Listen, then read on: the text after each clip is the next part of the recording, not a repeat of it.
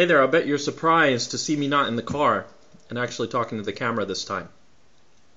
But I just happened to be here in the office and I wanted to talk to you very briefly about what you're doing out there and what the crux is of this whole chiropractic training program that we do.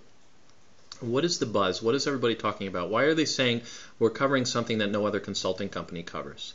Well, I'm here to tell you that there's something that underlies all of the screening activities, all the practice marketing activities that chiropractors have been doing. Even the best marketers, the ones who are getting the greatest volume, who have the really high volume practices, who are very satisfied with the results they're getting, that they're violating principles that are turning off the people that they're not getting. And for those of you who are in kind of a jam, your visit level isn't that great, your volume isn't very good, your income isn't very good, you're probably more concerned about these people. They're less invisible to you. To the person who has a much bigger, higher volume practice, this may not be as visible. But it's certainly a valid point, and it's one of the first things we cover. It turns out that most of the things you're saying at a screening, or you're putting in your advertising, or you're promoting about your office are actually turning people off, believe it or not. Even patient testimonials. Okay? Now, we cover this concept. Okay? It's something that I, from experience, found, discovered, and codified so that people could actually apply this. And it's so severe that I've coined a phrase for it. We call it in our training the screening killer. And it's one of the first videos you watch in our Module A training program.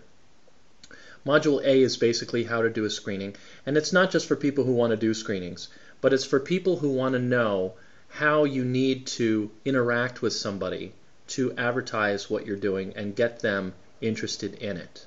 Okay? Now, the key to getting people into your practice is to stop talking about those things. Now, it's funny because I'm sure you're thinking, well, if I stop talking about the things I'm talking about at my screenings or in my advertising, there's nothing left to talk about. So people must just not be interested in me. And that's certainly not true.